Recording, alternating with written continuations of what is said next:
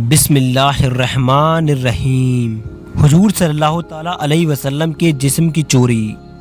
سلطان نور الدین سعید بن جنگی رحمۃ اللہ علیہ کو ایک رات خواب میں حضور صلی اللہ تعالیٰ علیہ وسلم کی زیارت ہوئی اور حضور نے دو شخصوں کی طرف اشارہ فرما کر فرمایا، نور الدین مجھے ان کے سر سے بچا، اور پھر تیسری رات بھی تشریف لا کر دو شخصوں کی طرف اشارہ فرما کر ارشاد فرمایا کہ نور الدین مجھے ان کے سر سے بچا۔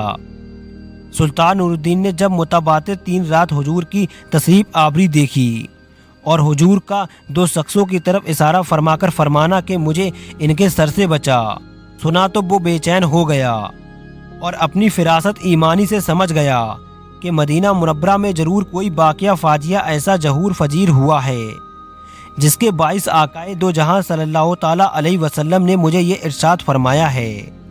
تیسری بار جب حضور تشریف لائے تو رات کا کچھ حصہ باقی تھا۔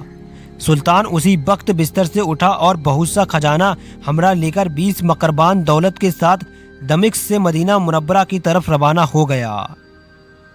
16 دن کے سفر کے بعد مدینہ منورہ پہنچ کر سلطان نے خزانہ کا منہ کھول دیا اور منادی کرا دی کہ اہل مدینہ پر آج درہم و دینار کی بارش ہوگی۔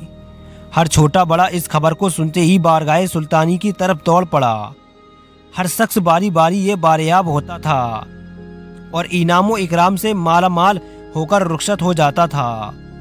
اسی طرح سارا شہر سلطان کی نظر سے گزر گیا، مگر وہ موجی جو خواب میں دکھائے گئے تھے اور جن کا حلیہ پتھر کی لکیر کی طرح سلطان کے دماغ پر نقش تھا، نظر نہ آئے۔ آخر سلطان نے روضۂ نبوی کے باج خدام سے دریافت کیا کہ کوئی ایسا شخص تو باقی نہیں رہا جو انعام لینے نہ آیا ہو۔ انہوں نے عرض کیا کہ اور تو سب لوگ حاضر ہو چکے ہیں، فقط 2 خدا رسیدہ بزرگ نہیں آئے جو مغرب کے رہنے والے ہیں اور دن رات عبادت کرتے رہتے ہیں۔ سلطان نے حکم دیا کہ ان دونوں کو بھی حاضر کیا جائے۔ کچھ دیر کے بعد 2 آدمی سلطان کے پاس لائے گئے۔ سلطان نے آنکھ اٹھا کر دیکھا اور ایک نظر میں پہچان لیا کہ یہ وہی 2 شخص ہیں جن کی طرف حضور صلی اللہ تعالیٰ علیہ وسلم نے خواب میں اشارہ فرمایا تھا۔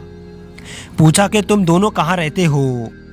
کہنے لگے کہ راجائے مطہر کے مغرب کی جانب مسجد کی دیوار سے بنا ہوا ایک ویران سا مکان ہے، ہم اس میں رہتے ہیں۔ سلطان نے انہیں تو وہیں چھوڑا اور خود سیدھا اس مکان میں داخل ہو کر اس نے ہر طرف سوسانہ نگاہ ڈالی۔ مکان کا سامان مختصر تھا، مگر جس قدر تھا زبان حال سے مکینوں کے جہد و برے کی شہادت دے رہا تھا۔ طاق پر قرآن مجید رکھا ہوا تھا، اس کے علاوہ کچھ اور کتابیں بھی تھیں جن کے مضامین پند و نشا سے مملو تھے۔ ایک کونے میں فقیروں اور مسکینوں میں تقسیم کرنے کی غرض سے غلے کا ایک ڈھیر لگا ہوا تھا۔ فرش پر ایک بہت بڑا بوریا بچھا ہوا تھا، ان میں سے کوئی چیز بجائے خود قابل اعتراف نہ تھی۔ سلطان حیران تھا کہ اب کیا کرے۔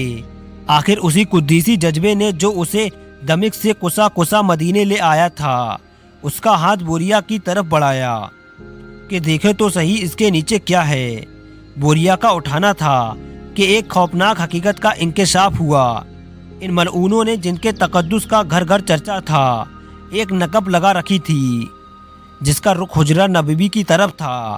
پاس ہی ایک گڈھا تھا جس میں کھودی ہوئی مٹی بھر دی جاتی تھی، اور جب رات ہوتی تھی تو دونوں نقب جن اس مٹی کو تھیلے میں بھر بھر کر بقیہ کے میدان میں ڈال آتے تھے۔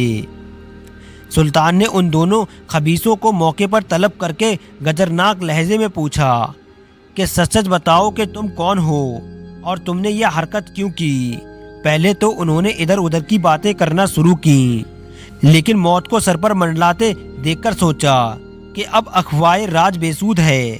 نڈر ہو کر بولے کہ ہم نصرانی ہیں، ہماری قوم نے ہمیں اس مقصد خدمت پر مامور کیا تھا کہ مراکزی حاجیوں کے بھیس میں مدینہ پہنچ کر نقب لگا کر تمہارے پیغمبر کی قبر تک جا پہنچیں اور اس کی لاش کو نکال لیں اور بے آبرو کریں۔